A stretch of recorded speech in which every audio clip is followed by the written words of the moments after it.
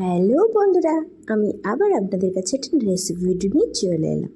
এই রেসিপিটি যেমনই খেতে টক ঝাল মিষ্টি, তেমনই খুব সহজে বানানো যায়।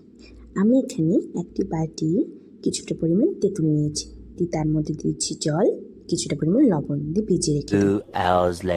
এবার ভিজিয়ে রাখা তেঁতুলটাকে ভালো করে চটকিয়ে নেব, দিয়ে ছেঁকে নেব। গ্যাস ওভেন অন করে একটা কড়াই বসিয়ে তার মধ্যে কিছুটা পরিমাণ জল আর লবণ দিয়ে ডিমটা সিদ্ধ করতে বসিয়ে দেবো কিছুক্ষণের জন্য। ডিমটা সিদ্ধ হয়ে গেছে, এবার হাত দিয়ে ভালো করে ডিমের খোসাগুলো ছাড়িয়ে নেব। তারপর একটা ছুরির সাহায্যে দু টুকরো করে নেব। আমি এখানে সিদ্ধ ডিমটাকে দু টুকরো করে নিয়েছি, আপনারা চাইলে গোটাটাও রাখতে পারেন। তারপর দিয়ে দিলাম লবণ, লঙ্কা গুঁড়ো, হলুদ গুঁড়ো দিয়ে ভালো করে মাখিয়ে নেব হাত দিয়ে। এখানে যদি আপনারা ডিম সিদ্ধ নাও দিতে চান, তাহলে অবশ্যই ডিম ভেজে কেটে পিস পিস করে দিতে পারেন। আমি ফ্রাইং প্যানে তেল গরম করে ডিমগুলো হালকা করে ভেজে নেব। অবশ্যই আমি রান্নাটা সরষের তেল দিয়ে করছি। ভেজে নেবার পর প্রত্যেকটা ডিম তুলে রেখে দেবো। এরপর এখানে নিয়েছি একটা বেগুন মিডিয়াম সাইজের, বেগুনটাকে সুন্দরভাবে গোল গোল পিস করে নেব।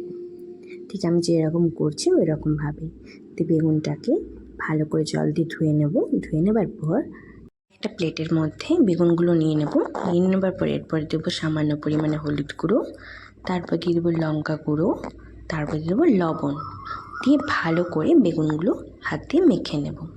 মাখানো হয়ে গেলে আমরা গ্যাস ওভেন অন করে তাতে একটা কড়াই বসিয়ে তার মধ্যে দিয়ে দেবো সামান্য পরিমাণে সরষের তেল দিয়ে ভালো করে বেগুনগুলো দিয়ে দেবার পর ভালো বেগুনগুলোর একটা পাশ লাল হয়ে গেলে আবার উলট পালট করে সব কটা বেগুন ভেজে নেব।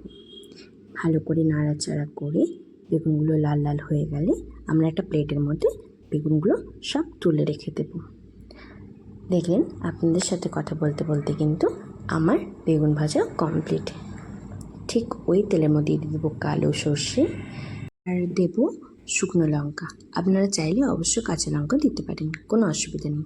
তারপরে দিয়ে দেবো হলুদ গুঁড়ো, লঙ্কা গুঁড়ো, জিরে গুঁড়ো, ধনে গুঁড়ো দিয়ে ভালো করে নাড়াচাড়া করে নেব।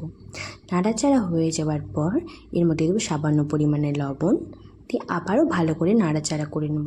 তারপরে দিয়ে দেবো যে তেঁতুলের জলটা, ভালো করে দিয়ে আবারও ভালো করে নাড়াচাড়া করে নেব। নাড়াচাড়া করে নেবার পর একটুখানি ফুটে এলে ওর মধ্যে দিয়ে দেবো সামান্য পরিমাণে জল দিয়ে আবারও ভালো করে ফুটে এলে ওর মধ্যে পরিমাণ মতন চিনি। আপনারা মিষ্টি একটু বেশি খেতে চাইলে একটু বেশি দেবেন, একটু কম খেতে চাইলে কম দেবেন। দিয়ে ভালো করে নাড়াচাড়া করে নেবেন। নাড়াচাড়া হয়ে যাবার পর ওর মধ্যে বেগুন ভাজাগুলো দিয়ে দেবেন, দিয়ে কিছুক্ষণ নাড়াচাড়া করে নেবেন। ভালো করে নাড়াচাড়া করে নেবার পর একটু ওলট পালট করে নেবেন। ওলট পালট হয়ে গেলে তারপরে ভেজে রাখা ডিমগুলো দিয়ে দেবেন। সব কটা ডিম দিয়ে দেওয়ার পর আরেকবার নাড়াচাড়া করে নেবেন। ব্যাস তৈরি আমাদের ডিম বেগুনের টক ঝাল। এই রেসিপিটি যেমনই বানাতে খুব সহজ, তেমনই খেতে খুবই টেস্টি। টক ঝাল মিষ্টি কম্বিনেশনে একবারই খেতে খুবই সুন্দর। আপনারা অবশ্যই একবার ট্রাই করে দেখুন, খেতে খুবই ভালো লাগবে। আপনার সাথে কথা বলতে বলতে আমার রেসিপিটি কমপ্লিট হয়ে গেছে। Thank you for watching my video and please share and subscribe.